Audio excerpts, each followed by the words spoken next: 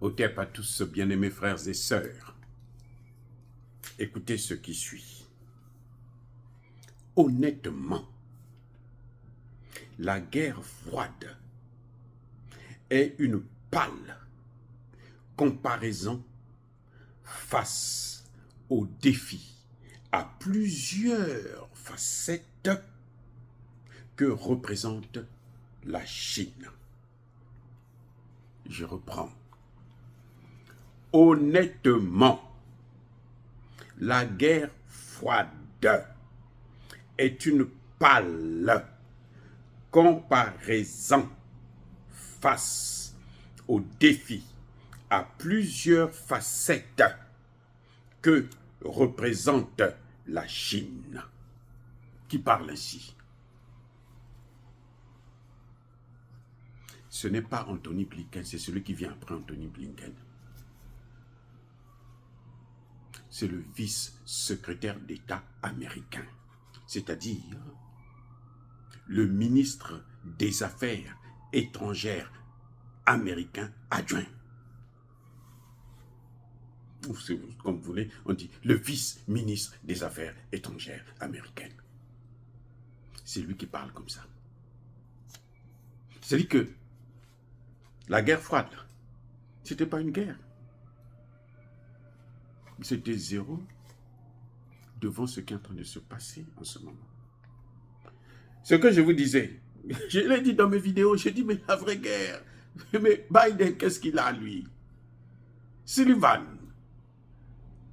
Blinken, qu'est-ce qu'ils ont, eux? La vraie guerre, ce n'est pas les armes, là. Ce n'est pas l'Ukraine. La vraie guerre, elle est économique. Avec la Chine, ils sont en train de se battre d'abord pour essentiellement, un seul produit, les semi-conducteurs. Les Américains sont les premiers dans le monde, dans le domaine du semi-conducteur. Vous avez aussi les Taïwanais et les Japonais. 50% des semi-conducteurs japonais sont consommés par la Chine seule. Pas par les États-Unis, seulement la Chine, 50%. Donnez-moi ça. À un moment donné, les Américains ont pensé qu'il fallait interdire au Japon de vendre les semi-conducteurs à la Chine. Parce que la Chine donne ces mêmes semi-conducteurs à la Russie. Le Japon s'est dit, mais si moi j'abandonne ça, c'est la première industrie japonaise. C'est-à-dire que le Japon, là, l'argent que le Japon a, c'est dans le domaine des semi-conducteurs. Il dit, non, mais si j'abandonne ça, là, ce marché-là, mais je suis foutu. Puisque les Américains ne peuvent pas consommer tout ça. Seuls, c'est pas possible. Voyez le problème? Ils sont coincés. Les amis, les semi-conducteurs, ce sont des très petits microprocesseurs. Quand la taille de... Ça se mesure en nanomètres. Donc mais alors il faut voir ça à la loupe, quoi. C'est ce qu'on utilise dans l'industrie d'armement, les ordinateurs, les téléphones, les ceci, les ceci. Tout ça là, il faut les semi-conducteurs. Donc les États-Unis se battent pour que la Chine ne puisse pas avoir la capacité de créer les mêmes semi-conducteurs. Cette technologie-là, c'est l'intelligence. On est là dans le domaine de l'intelligence artificielle. La guerre qu'ils sont en train de mener. Le problème, l'avantage de la Chine, c'est que la Chine a l'argent. Vous vous rendez compte? En 2017, la Chine avait plus... C'était le premier créancier américain. 20% des créances américains, c'était la Chine. La Chine venait avant le Japon. C'est pour ça que Donald Trump est fâché contre la Chine. C'est pour ça que Donald Trump dit, mais le vrai ennemi, c'est les Chinois. Parce que les Chinois ont abandonné les Américains en plein vol. Ah, je reprends. Les Chinois ont abandonné les Américains en plein vol. les Chinois aussi, maintenant, sont en train de fabriquer les semi-conducteurs. Les Russes aussi sont rentrés dans le marché des semi-conducteurs. Les voitures électriques, là, c'est quoi? La première technologie, c'est les premiers dans les VE, là. C'est qui? Mais ce sont les Chinois maintenant. Ils ont dépassé de loin Elon Musk avec Tesla. Ils l'ont dépassé. La plus grande usine de fabrication de voitures électriques se trouve en Turquie. Investissement chinois. Maintenant, posez-moi la question, mais pourquoi les Américains sont tombés si bas? La politique impérialiste. Ça, c'est les conséquences de la politique impérialiste. On ne va pas vous le dire, mais ce sont les conséquences. Mais la France, l'Angleterre, comment pouvez-vous expliquer que des pays qui ont eu de grands empires, qui ont dominé le monde, l'Afrique, là, toute l'Afrique leur appartenait. Mais l'Afrique est toujours là.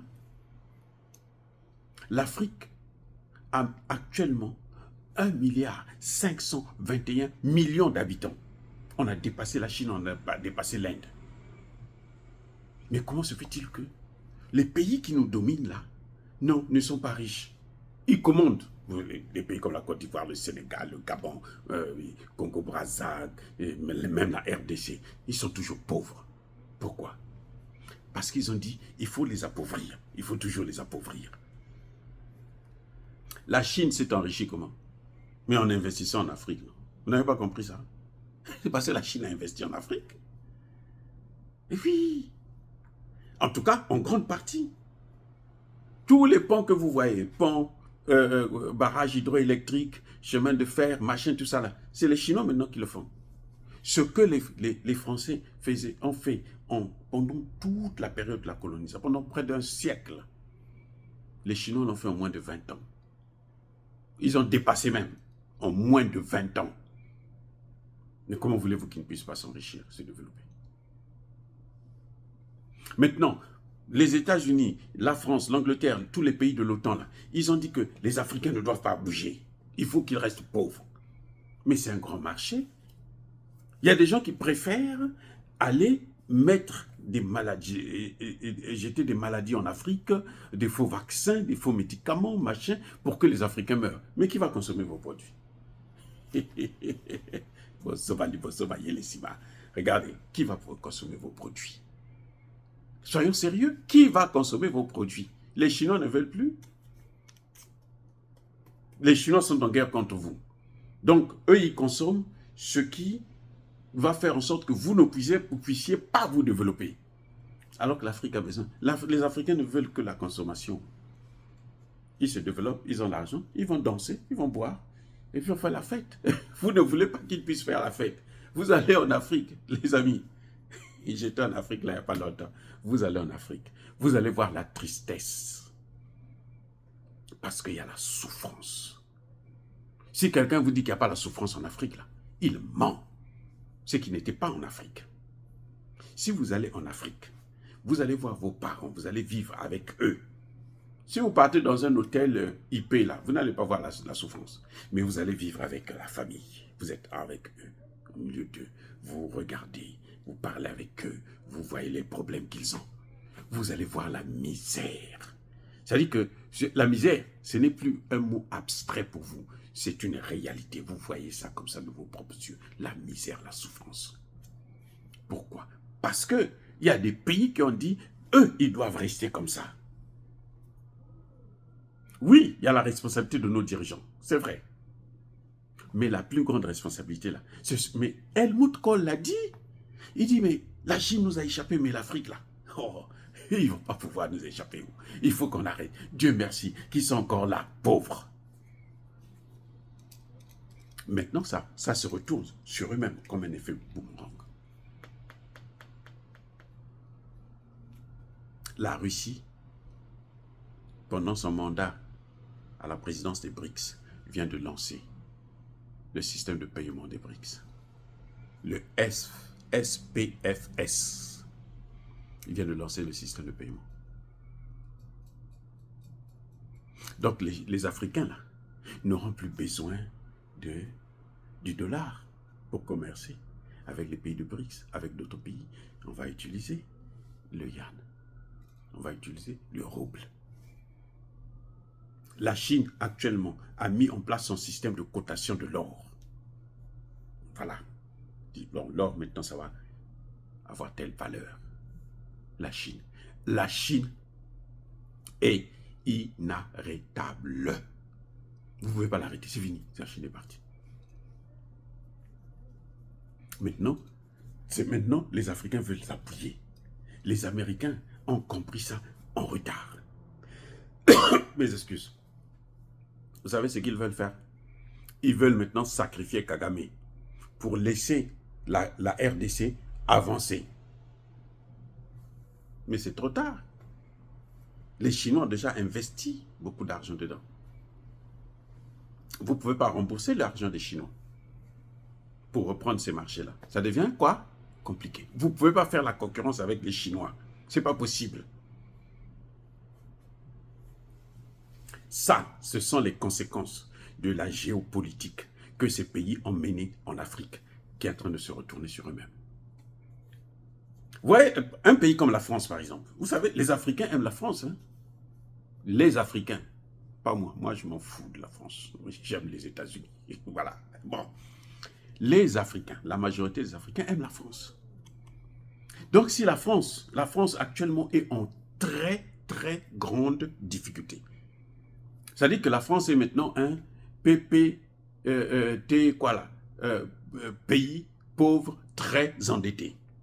La France que vous voyez, devenir PPT ou pas. PPTE. La France est devenue un PPTE. Mais vous savez, si les Africains étaient, ça dit qu'ils avaient au moins leur monnaie, ils commerçaient, qu'est-ce qu'ils allaient faire? Ils allaient faire comme la Chine faisait avec les États-Unis. C'est la Chine qui supportait la dette des Américains. Vous comprenez, non? Mais les Africains allaient faire ça aussi à la France. La France, c'est quoi? Elle est bien massango. C'est bien fait pour elle. Voilà le problème. Je vous ai dit, c'est-à-dire que, c'est là, quand je pense à ça, là, je vois Kalala Omotunde. Il disait que ça, c'est l'air du Verseau. C'est le plus l'air du poisson. L'air du poisson, là, c'était la jungle. L'air du Verseau, là. Tous ceux qui veulent faire du mal aux autres payent. Ça se retourne sur eux-mêmes. L'air du Verseau. C'est l'air de l'amour. Eh oui. Vous ne pouvez pas attaquer l'Afrique comme ça, comme ils ont fait là. Esclavage, colonisation, le monde entier. On méprise les Africains à cause d'eux. Et vous voulez vous développer sans eux. Les Français actuellement sont en train de chercher qu'est-ce qu'on va faire pour qu'on puisse reprendre l'Afrique. Mais vous savez ce qu'ils disent? Ils sont tellement imbus de leur personne. Ils disent on va les recoloniser. Bon, ok, venez les recoloniser, on va voir. Puisqu'il y a la Chine qui est là, qui a l'argent. Il y a la Russie qui est là, qui a des armes. Venez les recoloniser. Si vous venez jeter la bombe atomique là, vous-même vous perdez. Vous venez les tuer là. Ce sont des consommateurs que vous perdez. Vous allez faire quoi? Ça devient kutu. Pesimboa, imboa kumang. He give a dog say i. Même le chien refuse, dit non, merci. Merci, ton os là. Va le sucer toi-même. Moi, j'ai plus besoin de ça. Oh, bien-aimés frères et sœurs, voilà la guerre que la Chine est en train de gagner face aux États-Unis. Et c'est ça qui est en train d'accélérer la dédollarisation. Les Américains doivent se réveiller. À commencer par arrêter la guerre en Ukraine. Arrêter de donner des armes en Ukraine. Plus ils donnent des armes en Ukraine, plus ils s'appauvrissent. Cet argent, c'est ce qui devrait servir pour reconquérir les marchés économiques. Investir en Afrique. Ce n'est pas en Afrique, on n'a pas besoin de vos bases militaires. On n'a pas besoin des terroristes. Vous venez vous alimenter le terrorisme, vous amenez des bases militaires. Vous croyez que les bases militaires vont apporter quoi? Le développement. Mais la Chine est en train d'investir. La Chine met de l'argent. La Russie actuellement met de l'argent. L'Inde met de l'argent. L'Iran met de l'argent pour développer. Vous venez avec des armes pour tirer sur des gens. Et vous croyez que vous allez vous en sortir. C'est pas possible. Vous pouvez tuer tous les Africains. Vous ne pouvez pas. Vous n'allez pas vous en sortir puisque les Américains, les Chinois, les autres Chinois, Turcs, machin, sont en train d'apporter de l'argent, investir dans l'agriculture, dans les ceci, dans les cela. Vous n'étiez... Les Français n'ont même pas été capables d'aider les Africains à développer leur agriculture. Vous vous rendez compte? La méchanceté.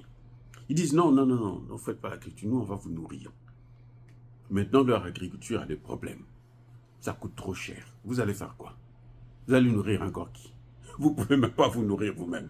Voilà le problème. Oh, les amis, soyez bénis, soyez abondamment bénis par le Dieu des Kémites et par nos ancêtres angélisés. Mais que tous ceux qui persécutent le continent africain le pillent et le déstabilisent, qu'ils soient noirs, blancs, chinois, arabes, juifs, indiens ou qui qu'ils soient punis, maudits, foudroyés, neutralisés, écrasés, effacés par le Dieu des Kémites et par nos ancêtres angélisés. Vive l'Afrique éternelle, j'ai dit et j'assume.